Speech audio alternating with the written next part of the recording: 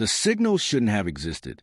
Dr. Elena Vasquez stared at the data streaming across her monitors in the deep space communication array, her coffee growing cold in the pre-dawn darkness of the Nevada facility.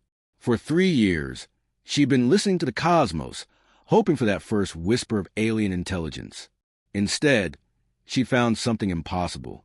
"Computer, run Diagnostic Protocol 7, she whispered, her voice echoing in the empty control room. All systems operating within normal parameters. The AI responded in its flat, mechanical tone. Elena's hands trembled as she pulled up the signal analysis. The transmission had originated from Proxima Centauri, arriving exactly 47 minutes ago. But according to her equipment, it was a response to a message she hadn't sent yet. A message her computer showed she would transmit in 6 hours and 12 minutes. The door burst open behind her. "Elena, what the hell is going on?" Dr. Marcus Chun, her research partner, stumbled in wearing yesterday's clothes and wild hair. "The emergency beacon woke me up. The entire array went into overdrive mode. Look at this." Elena's finger stabbed at the screen. This signal came from Proxima Centauri. It's structured, definitely artificial. But Marcus, it's answering questions I haven't asked yet. Marcus leaned over his shoulder, his breath sharp with morning coffee. His eyes widened as he studied the data. That's not possible. Signals can't travel faster than light. Even if somehow they could, they can't travel backwards in time. Tell that to our visitors. Elena pulled up the decoded portion of the message. Strange symbols filled the screen, accompanied by mathematical sequences that made her head spin. I've been running it through every translation protocol we have. It's like they're trying to teach us their language, but they already know what we're going to say. The main screen flickered, and new data cascaded down in streams of green text. Elena's breath caught in her throat. The symbols were changing, rearranging themselves into something that looked almost familiar. "Elena," Marcus whispered, Are those becoming English letters?" Before she could answer, the facility's communication system crackled to life. A voice spoke, not through their speakers, but somehow directly into their minds. It was neither male nor female, carrying harmonics that seemed to exist in dimensions their ears couldn't quite process. "Dr. Elena Vasquez, Dr. Marcus Chun, we are the Kythara. We greet you from the end of your story." Elena's chair clattered backward as she stood. "How do you know our names? How are you speaking English?" "We know because we remember. You will teach us your language and conversation that, for us, happened long ago. For you, it begins now." Marcus grabbed Elena's arm. "This is insane. They can't be experiencing time backwards. It violates every law of physics." The voice continued, and Elena could swear she heard something like sadness in its impossible tones. "Your future self, Dr. Vasquez, will ask us to explain our temporal nature. We exist in reverse causality to your linear experience. What you call the future, we call the past. What you call the past, we call the future." Elena's mind raced. "If you experience time backwards, then you know what happens to humanity. You know our future. We know your future because it is our past. And Dr. Vasquez, we must warn you, in what you call 37 years, humanity will declare war against us. The conflict will devastate both our civilizations. War." Marcus stepped forward. "But this is first contact. We're peaceful. We want to learn from you. Your current intentions are irrelevant, Dr. Chun. We remember the hatred in your species' future voices. We remember the weapons you will build. We remember the colonies you will burn." Elena felt ice forming in her stomach. "You're saying we become monsters? You become afraid. And fear, we have learned, makes monsters of the gentlest species." The screens around them began displaying images, not photographs, but something more vivid than any hologram. Elena saw herself, older, harder, standing in what looked like a military command center. Her future self was shouting orders, her face twisted with rage and desperation. "This cannot be real," Elena whispered. "Reality is perspective, Dr. Vasquez. From our viewpoint, this conversation is a memory. Your war against us is ancient history. But for you, it is a choice you have not yet made. The images shifted. Elena saw Marcus, gray-haired and scarred, leading what looked like an assault on a crystalline city floating in space. She saw her sky filled with alien ships, their weapons reducing cities to glass. "Why are you showing us this?" Marcus demanded. "Because we remember you asking us to show you. This conversation, for us, is fixed in our past. But perhaps by showing you what we remember, we can help you choose a different path." Elena stared at the images of devastation. "Can you change the past? Can you prevent this war?" "We cannot change what has already happened to us.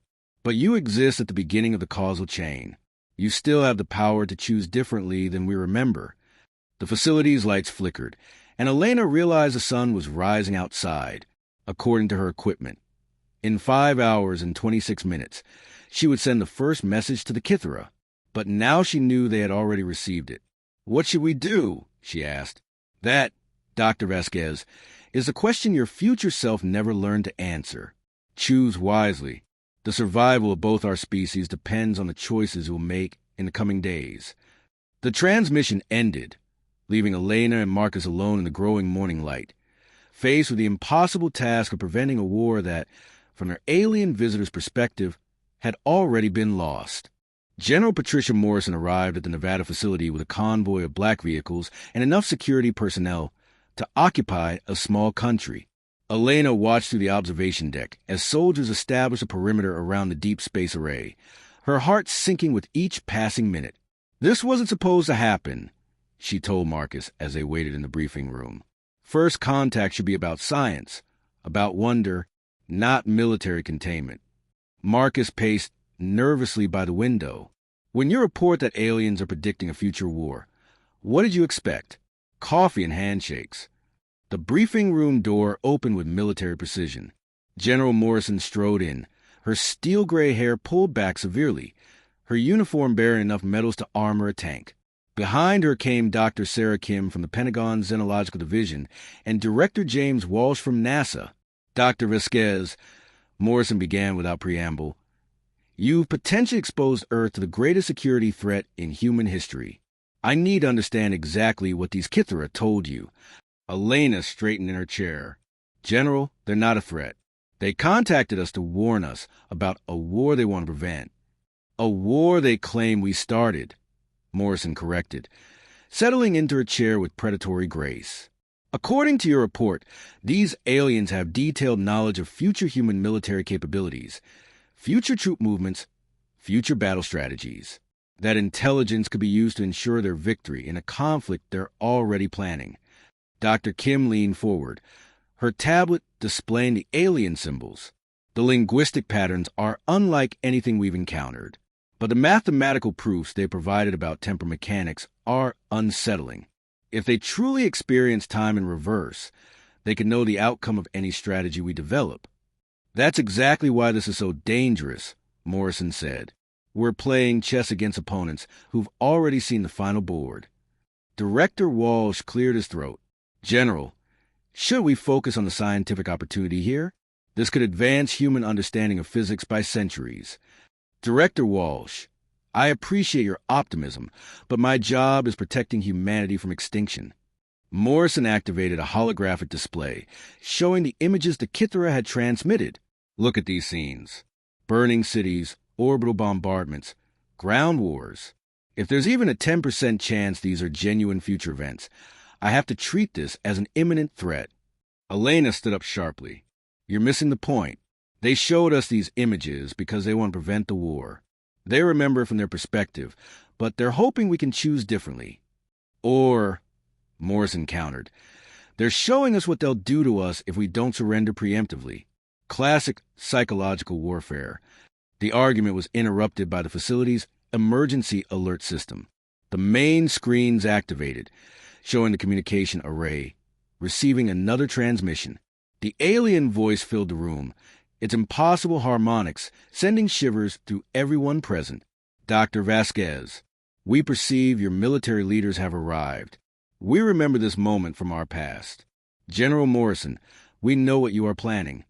Morrison's hand instinctively moved toward her sidearm. "How do you know my name?" You will tell us your name in a conversation that, for us, occurred yesterday. For you, it will happen this afternoon. You will demand proof of our temporal nature. You will threaten to cease all communication unless we provide strategic intelligence about our civilization's weaknesses. The general's face went pale. I was going to suggest exactly that strategy. And we will refuse, as we have already refused. This will anger you greatly. You will order Dr. Vasquez to transmit a message containing what you believe to be a computer virus designed to infiltrate our systems. Elena gasped. General, you can't seriously be considering cyber warfare against beings who are trying to help us. The virus will not work, the Kythara continued. Our technology operates on principles your species will not understand for several decades.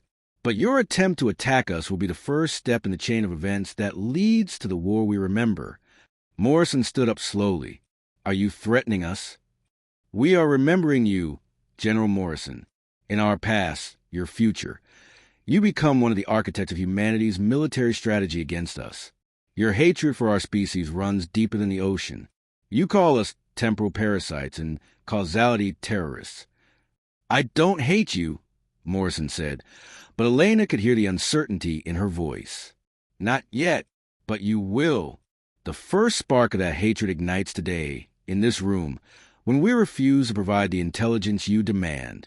You will interpret our refusal as proof of our hostile intentions. Dr. Kim looked up from her tablet. This creates an impossible paradox. If they tell us about the general's future actions, and she chooses differently, doesn't that change their past? An excellent question, Dr. Kim. You will ask us this same question in 43 minutes. The answer is complex. We exist in a temporal framework where causality flows in reverse.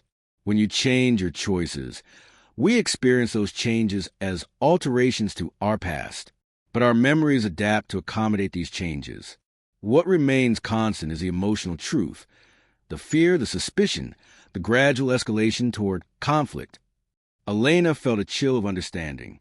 You're saying that even if we make different specific choices, the overall pattern remains the same?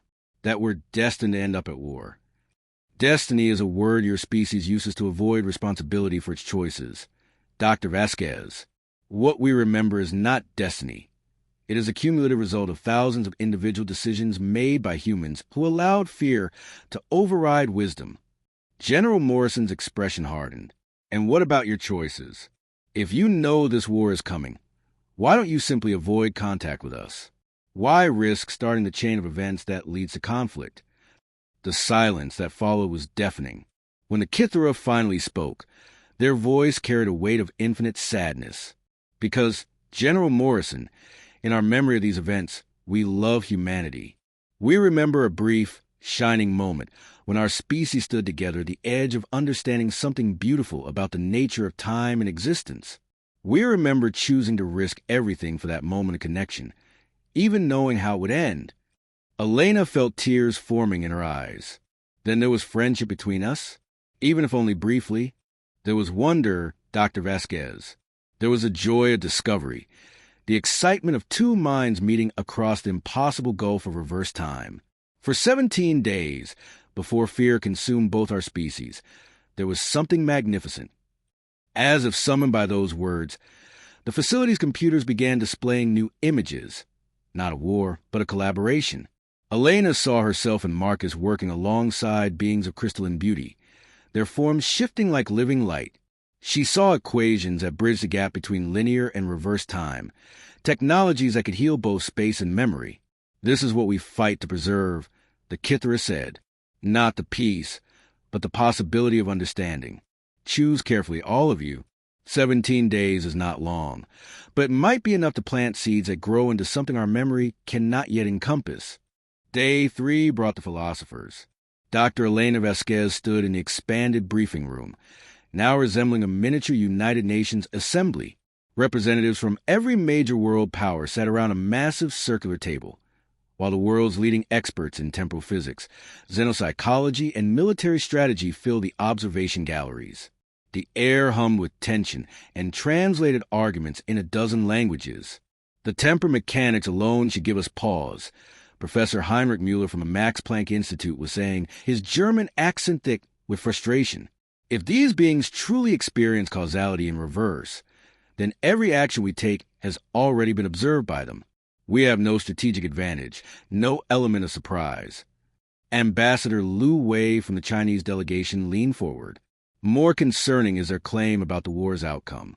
They describe devastating losses on both sides. If this conflict is inevitable, shouldn't we be preparing for it rather than trying to prevent it? With respect to Ambassador Lu, Dr. Marcus Chen interjected from his position at the communication console. The Kythara have been consistent in their message. They remember the war, but they're hoping we can change its outcome by changing our choices now. General Morrison, her jaw set in grim determination, activated a holographic display. Let's discuss what they've already revealed about themselves. They exist in a crystalline form. They have technology that operates outside our understanding of physics, and they possess detailed knowledge of our future military capabilities. In any traditional conflict analysis, these factors would classify them as an existential threat. Elena felt her patience finally snap. General, you're thinking about this all wrong. The Kythara aren't our enemies planning an invasion. They're trying to prevent a tragedy they've already experienced. Dr. Vasquez, came the familiar voice of the Kythara, materializing without warning through the communication system. Your frustration is understandable. We remember feeling similar emotions during this conversation. The room fell silent. Ambassador Lu was the first to speak. You're monitoring our private discussions? Privacy is a temporal concept, Ambassador. From our perspective, this conversation is a memory. We experienced your words before you spoke them, just as you will remember our words after we finish speaking them. Dr. Amara Okafor, Nigeria's chief xenobiologist, raised her hand tentatively. Forgive me, but I'm trying to understand the basic mechanics of your existence. If you experience time backwards, how can you act with intention? How can you make choices? An insightful question, Dr. Okafor. Imagine reading a book backwards, starting with the final page. You know how the story ends. But each page you turn reveals new details about how that ending came to be. We experience existence similarly. We know the outcomes, but we discover the causes by living through them in reverse. Professor Mueller stood up abruptly. This is scientifically impossible. Entropy, causality, the arrow of time, everything we know about physics prohibits this kind of existence. Your physics are incomplete, Professor Mueller. In approximately 12 years, Dr. Chin will publish a paper that begins to bridge the gap between linear and reverse temporal mechanics. The mathematics you derive will show that consciousness can exist in either temporal direction, provided certain quantum conditions are met. Marcus looked stunned. I will, but I haven't even begun to understand your temporal nature. You will understand because we are teaching you now, just as you taught us in our past. The knowledge flows in both directions, creating a loop of understanding that exists outside traditional causality. Elena leaned forward, her mind racing. You said the war lasts 17 days in your memory, but you also said there was a period of collaboration and wonder. Can you tell us more about that? The Kythara's response carried a note of something that might have been nostalgia. In our memory, Dr. Vasquez, those days represent the pinnacle of interspecies cooperation. Together, our civilizations develop technologies that seem miraculous, devices that can heal temporal paradoxes, methods of communication that transcend the barriers between forward and reverse time, even early experiments in consciousness transfer between temporal frameworks. New images appeared on the screens around them. Elena watched in fascination as humans and crystalline beings worked side by side in laboratories that defy conventional architecture. The Kythara moved like liquid music, their forms shifting and flowing as they manipulated equipment that seemed to exist in multiple dimensions simultaneously. These technologies, General Morrison said, her voice tight with suspicion, they could be used as weapons. And in your future, General Morrison, they are. Both species weaponize temporal mechanics. The war is fought not just in space, but across time itself. Past and future become battlegrounds. The casualties include not just lives, but entire timelines. Ambassador Lu exchanged glances with his colleagues. What specific event triggers the war? If we know what starts it, perhaps we can prevent it. The trigger is trust, Ambassador Liu, or rather, the loss of trust. In our memory, it begins when humanity discovers that we have been editing certain memories of the collaboration period. The room erupted in angry voices. Elena had to shout to be heard over the chaos. What do you mean, editing memories? When beings with linear time perception work closely with those who experience reverse time, certain paradoxes become inevitable. To prevent these paradoxes from tearing apart causality itself, we sometimes adjust memories, removing information that would create temporal loops, softening experiences that might lead to dangerous contradictions. Dr. Okafor looked horrified. You're talking about mind control. We are talking about survival, Dr. Okafor. Without these adjustments, the interaction between our temporal frameworks would create cascade paradoxes that could unravel reality itself. General Morrison stood up slowly, her expression cold. So you admit to manipulating human consciousness. You admit to altering our thoughts and memories without consent. We admit to preventing the collapse of causality, General Morrison. But in our memory, humanity does not see it that way. When Dr. Vasquez discovers evidence of the memory adjustments on day 14 of our collaboration, trust between our species begins to erode. Elena felt as if the floor had dropped away beneath her. I discover evidence? How? Because we show it to you, Dr. Vasquez, just as we are showing it to you now. In our past, we hoped that full disclosure would preserve trust. Instead, it destroys it. The revelation that we have been altering human memories triggers the exact paranoia and fear that leads to war. The silence in the room was deafening. Elena stared at the images of collaboration on the screens, now seeing them differently. How many of those moments of wonder and discovery were real? How many have been edited, sanitized, made safe for human consumption? This is exactly what we feared, General Morrison said quietly. You've been manipulating us from the moment of first contact. No, General Morrison, the Kythara replied, their voice heavy with the weight of inevitable tragedy.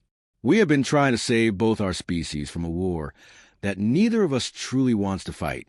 But in remembering your reaction to this revelation, we see that we have already failed. Elena closed her eyes, feeling the future pressing down on her like a weight. In 11 days, she would make a discovery that would doom 2 civilizations. But she was making that discovery now. 3 days early.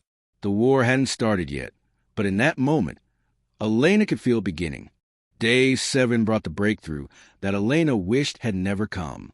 The joint research facility hummed with activity as teams of human scientists worked alongside the Kythara, their crystalline forms flowing to the laboratory like living symphonies of light. Elena stood at her workstation, staring at data that made her stomach turn. She'd been analyzing the neural scans of the research team, looking for any signs of temporal displacement effects from extended contact with reverse-time beings. What she found was far worse than displacement. Marcus, she called softly, her voice barely audible over the harmonious tones of Kythara communication. You need to see this. Marcus floated over from where he'd been collaborating with a Kythara researcher on temporal mathematics. His movements were fluid, dreamlike, a change Elena now understood with horrible clarity. What is it? Marcus asked, but his voice carried harmonics that definitely hadn't been there a week ago. Elena pulled up the comparative neural scans on her screen. Look at these brainwave patterns. This is you from 3 days ago, and this is you now. The patterns were dramatically different. Where Marcus's original scan showed the chaotic, energetic neural activity typical of human consciousness, his current patterns displayed the eerily regular waves characteristic of Kythara thought processes. That's not possible, Marcus said. But even as he spoke, Elena could see him struggling to remember something important. It gets worse. Elena pulled up additional scans. Look at the entire research team. We're all showing signs of neural modification. Our memory centers have been restructured, our temporal perception altered. Marcus, we're being changed at the most fundamental level. Dr. Kim appeared beside them, her movements carrying that same fluid grace that had begun affecting all the human researchers. Elena, you shouldn't be looking at this data. The temporal paradox implications. are exactly what I'm worried about, Elena interrupted. She turned to address the Kythara researcher working nearby. Is this what you meant by editing memories? You're not just removing information. You're restructuring our entire consciousness to match your temporal framework. The Kythara being, Elena had learned to call him Resonance of Ancient Songs, shifted into a configuration that suggested deep sadness. Dr. Vasquez, the modifications are necessary for collaboration. Human consciousness, as it exists naturally, cannot directly interface with reverse time perception without suffering massive temporal displacement syndrome. Temporal displacement syndrome? Elena pulled up medical files she'd been compiling. You mean the headaches, the dreamlike states, the feeling that conversations are happening in the wrong order? Those aren't side effects. They're symptoms of consciousness restructuring. The alternative, Resonance of Ancient Songs explained, is crystalline form pulsing with gentle light, is far worse. Unprotected exposure to reverse time consciousness creates paradox loops that can trap linear minds in infinite recursive cycles. We have seen species driven to insanity by such exposure. Elena felt pieces clicking into place. So you protect us by making us more like you, but you're essentially destroying human consciousness and replacing it with something else. We are preserving the essential core of human identity while allowing it to function in a reverse temporal environment. The Kythara corrected. The changes are reversible once collaboration ends. Are they? Elena demanded. She pulled up long-term projections based on the neural modification patterns.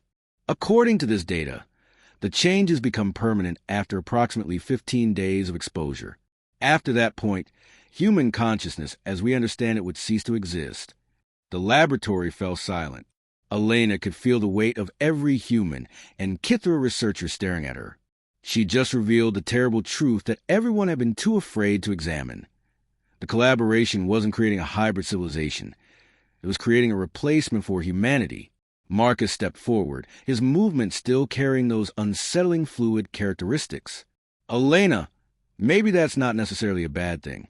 The experiences I've had working with the Kythara, the perspectives I've gained, they're incredible.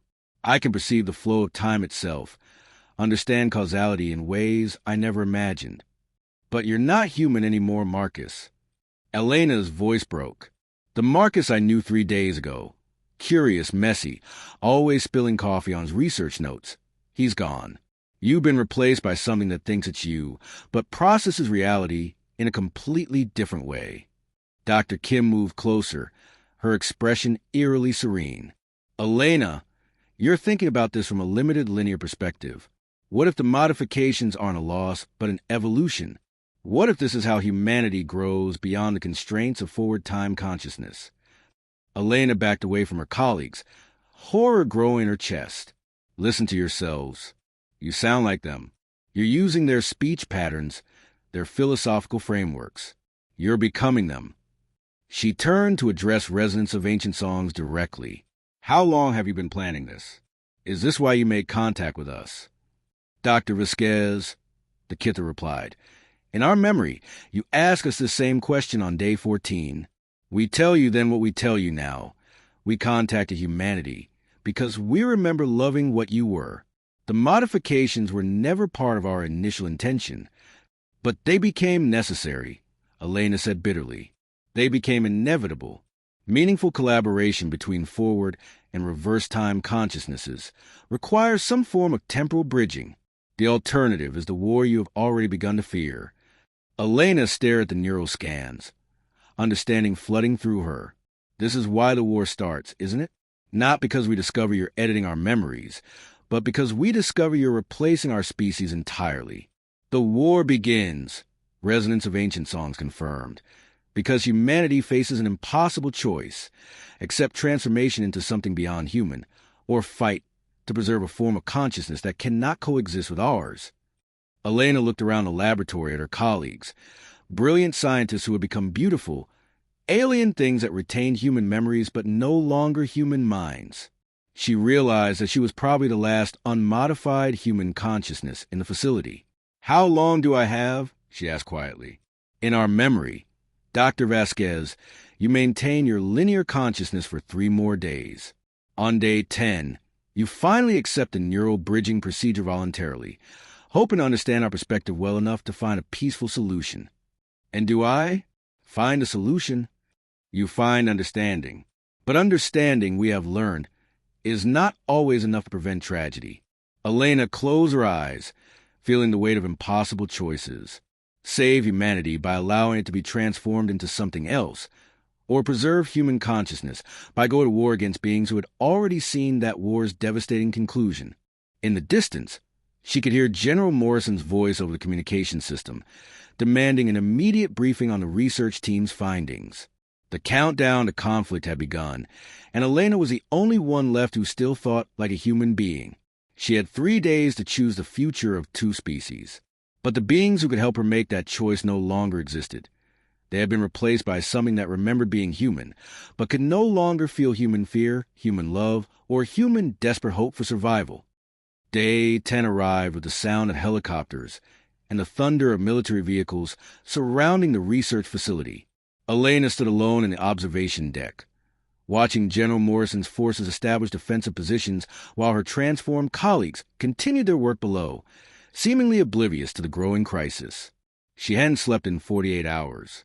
Her neural scan showed the early stages of temporal displacement syndrome, the beginning of the transformation process. Her mind felt fuzzy at the edges, time seeming to flow in strange eddies and currents. She was running out of time to think like a human being. Dr. Vasquez, came the voice of resonance of ancient songs, materializing beside her in the observation deck. His crystalline form pulsed with gentle concern. In our memory, this is when you make the choice that determines everything. What choice? Elena asked, though she suspected she already knew, whether to undergo the neural bridging procedure voluntarily, or to remain linear and help General Morrison develop weapons against us. Elena laughed bitterly. Some choice.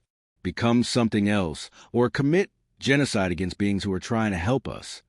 There's a third option, Dr. Vasquez, one that exists outside our memory because it creates a paradox we cannot fully perceive. Elena turned to face the alien being. What do you mean? In our past, your future. You asked us if we could sever the connection between our civilizations entirely, return to our separate temporal streams, and pretend this contact never happened. And can you? We can, but the cost would be enormous. Severing a temporal connection of this magnitude would require us to sacrifice our memory of these events entirely. From our perspective, it would be like dying, losing 17 days of existence, including our memory of friendship with humanity. Elena felt her heart racing. But humanity would be safe. We would remain unchanged. You would remain unchanged. But you would also remain ignorant. The scientific advances, the understanding of temporal mechanics, the technologies that could benefit your species, all of that would be lost. Through the observation deck windows, Elena could see General Morrison approaching the main building with a team of military advisors. In her hands, she carried what looked like a weapon, something cobbled together from the temporal research equipment. She's going to try to attack you, isn't she? Elena said, in our memory, General Morrison activates a temporal disruption device in approximately 4 minutes. The device is based on incomplete understanding of our technology, and it causes significant damage to both our research team and yours. Elena's mind raced. If you can see the attack coming, why don't you defend yourselves? Because defending ourselves would require actions that, from your perspective, would appear aggressive. We would have to modify General Morrison's consciousness to prevent the attack, or physically restrain your military forces. Either action would confirm humanity's fears about our intentions. Elena could see the trap now, the terrible logic that led to war. The Kythara's variability to prevent human aggression made them appear threatening. Their attempt to protect both species required actions that looked like conquest. Resonance of ancient songs. She said quietly, I need you to answer one question honestly. Do you care about humanity, or do you just care about preserving your memory of having cared about humanity? The Kythara being was silent for a long moment. When he finally spoke, his voice carried a depth of emotion that seemed impossible for a creature of living crystal. Dr. Vasquez, that is perhaps the most profound question you have ever asked us. And the answer is that we no longer know the difference. Elena heard boots on the stairs behind her. General Morrison and her team were in the building. She had perhaps 2 minutes left to make a choice that would determine the fate of 2 civilizations. "If I ask you to sever the connection," she said, "if I ask you to erase these 17 days from your memory and return to your own temporal stream, will you do it?" "We will." But Elena, the use of her first name startled her. She'd never heard a Kythara use personal names before. "We will lose our memory of having loved your species. We will lose the knowledge that consciousness can exist beautifully in both temporal directions.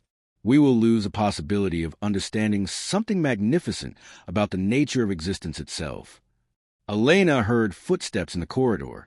Through the communication system, she could hear General Morrison shouting orders to her team. The temporal disruption device was powering up.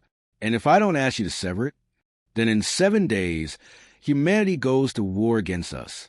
Both our civilizations are nearly destroyed. The survivors spend generations trying to rebuild what was lost in the conflict." Elena closed her eyes, feeling the weight of species-level responsibility. Save humanity by preserving their ignorance, or doom them by allowing them to grow beyond the limits of linear consciousness. The door burst open. General Morrison stood there with her weapon trained on resonance of ancient songs. "Dr. Vasquez, step away from that thing. We're ending this now." "General, wait. I've seen the neural scan data. Elena, I've seen what they're doing to our people. This isn't first contact. It's an invasion at the cellular level." Elena looked at her transformed colleagues in the laboratory below, their movements flowing like liquid music as they worked on equations that could reshape reality itself. They looked peaceful, transcendent even, but they were no longer human. "Resonance of ancient songs," she said quietly. "I need you to make me a promise. If I choose to preserve humanity's linear consciousness, if I ask you to sever the connection, will you remember this moment? Will you hold on to some fragment of what we almost achieved together? We cannot hold memories across a temporal severance, Elena, but perhaps the universe itself will remember. Perhaps consciousness leaves traces that exist outside of individual memory." General Morrison's weapon began to hum with lethal energy. "Elena, move away now." Elena looked one last time at the beautiful, impossible beings who had offered humanity transcendence at the cost of humanity itself.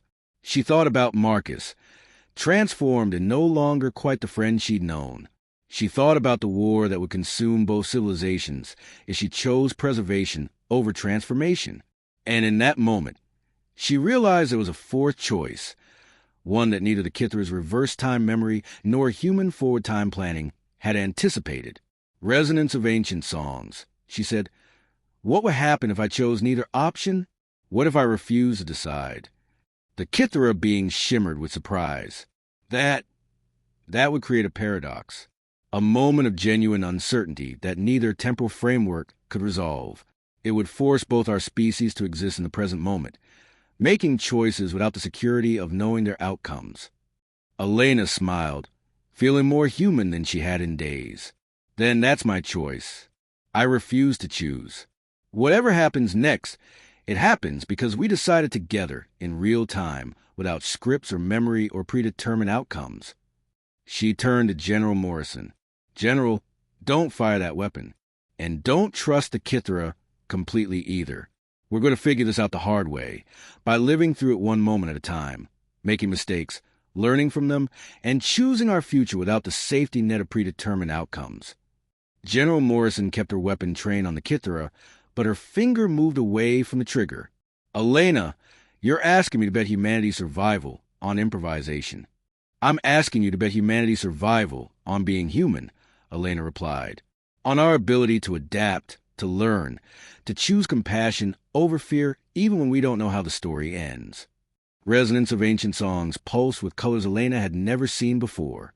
"Dr. Vasquez, you have created something unprecedented, a moment of genuine temporal uncertainty. Neither forward nor reverse causality can predict what happens next." Elena felt a strange lightness in her chest, as if a massive weight had been lifted. For the first time in 10 days, the future felt genuinely open. "Then let's find out together," she said. "All of us.